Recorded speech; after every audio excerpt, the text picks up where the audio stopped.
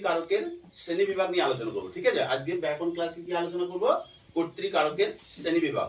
তো কর্তৃকারকের শ্রেণী বিভাগ আছে আমাদের 14টা ভাগ আছে। 14টা ভাগ তো একদিন আলোচনা করা যাবে না, তার জন্য আমি কি করেছি, দুটো পার্টে ভাগ করেছি।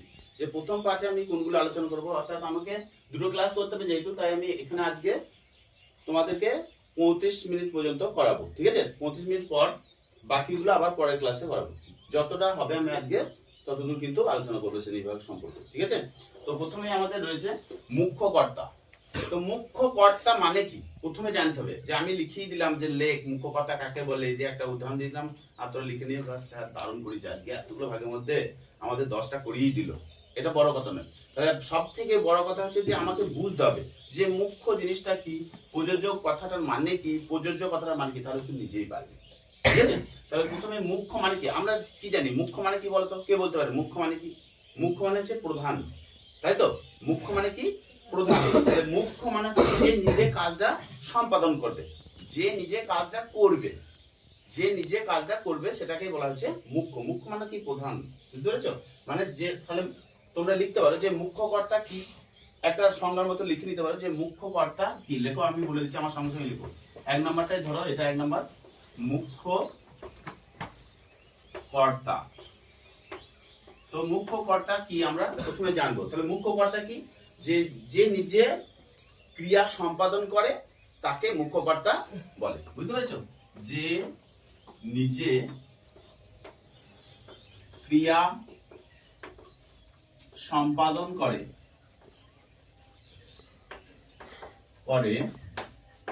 তাকে মুখ্য কর্তা বলে। এইবার যে ক্রিয়া সম্পাদন করে তাকে মুখ্য কর্তা বলে। যেমন ধরো একটা এক্সাম্পল দিতে হবে, তো এক্সাম্পল দিয়ে তোমরা নিজেই বুঝতে পারবে যে মুখ্য কর্তা কাকে বলে। কে বলবে? একটা এক্সাম্পল বলতে অয়ন দেখে একটা।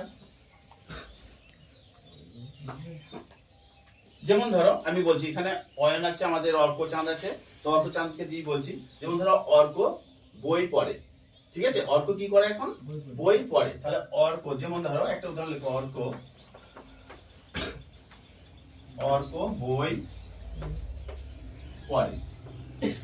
ঠিক আছে, তো অর্ক বইটা পড়ছে, তাহলে অর্ক কি কাউকে দিয়ে পড়াচ্ছে না নিজে পড়ছে? তাহলে ও বই পড়ার কাজটা কে করছে? অর্ক নিজে করছে। তাহলে এটা কি, অর্কটা কি? মুখ্য কর্তা। বুঝতে পেরেছো তো? তাহলে মুখ্য কর্তা জিনিসটা কিভাবে বুঝবো? যে যখন আমাদের এই যে অর্কটা হচ্ছে কর্তা, এই নিজে কাজটা করছে, অন্য কাউকে দিয়ে করাচ্ছে না, তাহলে সেটা হচ্ছে এটা কি বলবো? মুখ্য কর্তা। তারপর দেখো আমরা নেক্সট চলে যাব। কিছুই না, আমাদের গ্রামার শিখতে গেলে প্রথমত সংজ্ঞাটা একটুখানি জানতে হয়। পরীক্ষায় খুব কমই আসে, একটা করে এক্সাম্পল দিতে দিয়ে বলে যেটা কারক নির্ণয় করো, কোন কারকে কোন বিভক্তি। ঠিক আছে, তো এখানে আমাদেরকে যেহেতু এই কর্তৃকারকের শ্রেণীবিভাগ নিয়ে আমরা আলোচনা করছি, তার জন্য আমরা একটা করে সংজ্ঞাটা একটুখানি জানবো এবং তার সঙ্গে একটা করে এক্সাম্পল দিলে সব থেকে ভালো হয়। ঠিক আছে, সেইভাবে তোমরা বুঝে নেবে। আর যদি কোনো রকম কোয়ারি থাকে, প্রশ্ন থাকে, আমাকে প্রশ্ন করবে। আরেকটা আমি বলি এক্সাম্পল, ধরো সুমন। ঠিক আছে, সুমন ফুটবল খেলে। সুমনের জন্য একটা বললাম যে সুমন ফুটবল খেলে। তাহলে সুমন ফুটবল খেলে কি অয়ন ফুটবল খেলে কি অয়ন ক্রিকেট খেলে? তাহলে অয়ন নিজে কাজটা করছে, খেলার কাজটা নিজে করছে। তাহলে নিজে করলে সেটা কি হয়? সবসময় মনে রাখবে যে নিজে করলে সেটা সবসময় কিন্তু মুখ্য কর্তা।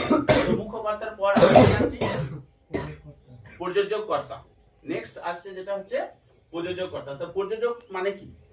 প্রযোজক মানে কি, মানেটা আগে বুঝতে হবে। কে বলতে পারে প্রযোজক মানে? প্রযোজক কর্তা মানে কি? যে নিজে কাজটা না করে, বুঝলে, যে নিজে কাজটা না করে অন্যকে দিয়ে করায় তাকে বলা হয় প্রযোজক কর্তা। বুঝতে পেরেছো? যে নিজে কাজ না করে অন্যকে দিয়ে করায় তাকে হচ্ছে প্রযোজক কর্তা। তার 2 নম্বর লেখো, প্রযোজক কর্তা। কি রে, সব ঠান্ডা লাগিয়ে ফেলি যে কম্পিটিশন লেগে গেল না কাছে। প্রযোজক যত কাছে আসবেই কর্তা। তো প্রযোজক কর্তা দেখো, তাহলে প্রযোজক কর্তা যদি সংজ্ঞা আসে তাহলে তোমরা কি লিখবে? যে নিজে কাজ না করে অন্যকে দিয়ে করায় তাকেই বলা হচ্ছে প্রযোজক কর্তা। তাহলে কি লিখবো? যে নিজে কাজ না করে অন্যকে দিয়ে করায় তাকে প্রযোজক প্রযোজক কর্তা বলে। তাহলে সেরকম একটা এক্সাম্পল তোমরা বলো। আর এবার বলবে, আকাশ বলতে পারবে একটা, মানে যে নিজে কাজ না করে অন্যকে দিয়ে করাচ্ছে সেরকম একটা উদাহরণ কে বলতে পারবে? নাস্তিতে জল দাও। বলবে? মা আমাকে পড়ায়। মা আমাকে পড়ায়। বেশ, মা আমাকে পড়ান। তাহলে দেখো মা কিন্তু কাজটা করছে না, পড়ানো কাজটা কাকে দিয়ে করাচ্ছে? অন্তরাকে দিয়ে করাচ্ছে। তাহলে এটা আমরা লিখতে পারি মা অন্তরাকে পড়াচ্ছেন। ঠিক আছে, একটা এক্সাম্পল খুব ভালো বলেছে। তাহলে মা অন্তরাকে পড়াচ্ছেন। দেখো এই যে উদাহরণগুলো দিচ্ছ বাস্তব থেকে তুলে নে, মানে কি যে তুমি নিজে বুঝতে পারছো যে আমি একটা বাক্য তৈরি করতে পারছি প্রযোজক কর্তার, তার মানে তুমি এটা ভালো শিখছো। আর আমি যদি বইয়ে যেটা আছে বা আমার খাতায় যেটা আছে আগে হয়তো আমি শিখেছি বা করেছি সেটা যদি হুবহু তুলে দিই, ছাত্রদের কাছে কোনো যদি ফিডব্যাক না পাই তাহলে জানতে হবে স্যার বইয়ের মধ্যে সীমাবদ্ধ আছে, গণ্ডির বাইরে কিছু করতে পারছে না, ছাত্রদের কিছু শেখাতেই জানে না। একটা বই দেখে দিলাম, বললাম এই বইয়ে যা আছে সংজ্ঞাটা দেখে দেখে লিখে নে, আর এখানে উদাহরণ যে আছে ওইটাই লিখে নিলেই হবে। তার মানে কি তুমি কিন্তু বইয়ের বাইরে যেতে পারলে না, গণ্ডির মধ্যেই থেকে গেলে। তোমরা বাস্তবের সঙ্গে এটা বুঝিয়ে নেওয়ার পর বাস্তবের সঙ্গে মিল করে যত উদাহরণ দিতে পারবে জানবে তুমি তত শিখতে পারছো। ঠিক আছে, আর যদি উদাহরণ দিতে না পারো মন থেকে তাহলে জানবে স্যারও তোমাকে বোঝাতে পারে না, তুমিও বুঝতে পারবে না। টাইম পাস, বুঝতে পেরেছো? টাইম পাস করবে না, সবাই ভালো করে শিখবে, কারণ বাবা মায়ের কষ্টের দাম দিতে হবে, ঘামের দাম দিতে হবে। বুঝতে পেরেছো কত কষ্ট করে পড়াচ্ছে? তাহলে যে নিজে কাজ না করে অন্যকে দিয়ে করায় তাকে কি বলা হচ্ছে? প্রযোজক কর্তা। যেমন মা অন্তরাকে পড়াচ্ছেন, তাহলে এই পড়ানোর কাজটা কে করছে? পড়াচ্ছে কে? মা। আর পড়ার কাজটা কি করছে? অন্তরা। তার মানে কি মা কিন্তু অন্যকে দিয়ে কাজটা সম্পাদন করছে। তাহলে এটাকেই বলা হয় মা হচ্ছে এখানে কি কর্তা? প্রযোজক কর্তা। বুঝতে পারছো? প্রযোজক কর্তা। আচ্ছা এইখানের মধ্যে যদি বলা হয় যে প্রযোজ্য কর্তা, দেখো আমি এরপরে কি রয়েছে? প্রযোজ্য কর্তা। এরপরে কি রয়েছে? প্রযোজ্য কর্তা। তাহলে প্রযোজ্য কর্তাটা কি করে হবে? কে বলতে পারে? প্রযোজ্যটা মানে কি? মা কিন্তু এই যে সরি মা বলছি, হ্যাঁ মাই তো, মা অন্তরাকে পড়াচ্ছেন তো, তো মা অন্তরাকে পড়াচ্ছেন, তাহলে এর মধ্যে প্রযোজ্য কোনটা বলো তো? অন্তরা। অন্তরা তো অন্যের প্রেরণায় কাজটা করছে। তাহলে এই যে প্রযোজ্য কর্তা মানে কি? তাহলে প্রযোজ্য কর্তা লেখো যে কাজটা অন্য কারো প্রেরণায় করে। মানে আমি বলছি যে তোমরা লেখো, তাহলে আমার প্রেরণায় তুমি লিখছো, তার মানে এটা হচ্ছে প্রযোজ্য কর্তা, মানে আমি পরিচালনা করছি, প্রযোজ্য করছি। বুঝতে পেরেছো তো? যে অন্য কারো প্রেরণায় কাজ করে সেটা হয় প্রযোজ্য কর্তা। কাজ করে যে অন্যের অনুপ্রেরণায় বলে লিখবে, ঠিক আছে? যে অন্যের অনুপ্রেরণায় কাজ করে তাকে বলবো আমরা কি? প্রযোজ্য কর্তা। তাহলে দেখো এখানে এই উদাহরণ থেকে আমরা পেয়ে যাচ্ছি। আচ্ছা আমি লিখছি না, লিখে দেবো না বোর্ডে লিখে দেবো? যে অন্যের প্রেরণায় কাজ করে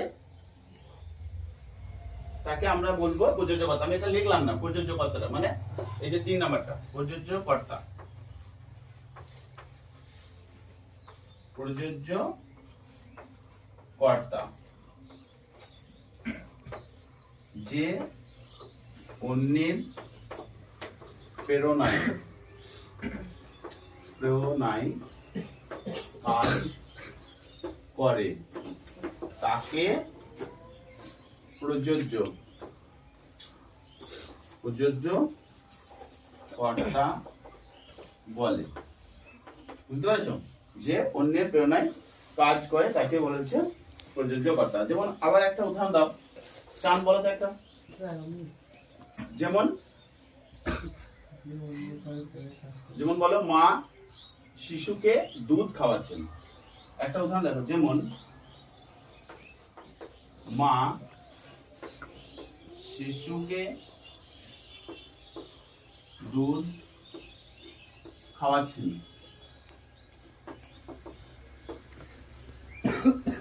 ঠিক আছে, যেমন মা শিশুকে দুধ খাওয়াচ্ছেন। তাহলে মাটা কি? মা কিন্তু খাওয়ানোর কাজটা কাকে করছে? ছেলেকে করাচ্ছে, শিশুটাকে খাওয়াচ্ছে। তাহলে খাওয়ার কাজটা কে করছে? শিশুটা। তাহলে এখানে দেখো প্রযোজক কোনটা হবে বলো তো? প্রযোজক কর্তা হচ্ছে মা, প্রযোজক কর্তা হচ্ছে মা, মাটা হচ্ছে প্রযোজক কর্তা, প্রযোজক কর্তা হচ্ছে মা। বুঝতে পারছো? প্রযোজক কর্তা হলো মা। তাহলে এখানে প্রযোজ্য কর্তা কোনটা? প্রযোজ্য কোনটা? তাহলে মায়ের প্রেরণায় শিশু কিন্তু কাজটা করছে, শিশু খাচ্ছে। তাহলে প্রযোজ্য কোনটা হচ্ছে? শিশুটা। তাহলে এখানে শিশুটা হচ্ছে প্রযোজ্য কর্তা। বুঝতে পারলে? এইভাবে বুঝতে হবে, প্রযোজ্য কর্তা শিশু। বুঝতে পারলে? তাহলে মায়ের প্রেরণায় কাজটা করছে, অন্যের প্রেরণায় মা, অন্য হচ্ছে এখানে, অন্যের প্রেরণায় শিশু কাজটা করছে, খাওয়ার কাজটা। তাহলে এখানে শিশুটা হচ্ছে প্রযোজ্য কর্তা। বুঝতে পেরেছো? বেশ, আজকে এই পর্যন্ত দিলাম। এবার আমরা ইংরেজি গ্রামার ক্লাসটা